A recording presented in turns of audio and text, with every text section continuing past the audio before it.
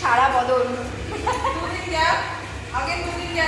হ্যাঁ, কালকে আমাদের জিম বডি, তাই জন্য আমরা পুরো যেই জিম বডি বলছি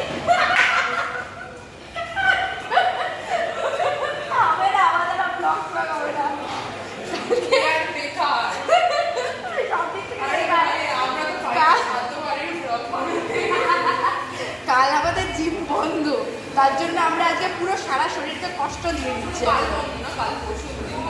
কাল পরশু তাহলে আজকে যা যা এক্সারসাইজ আছে সবকটা একটু একটু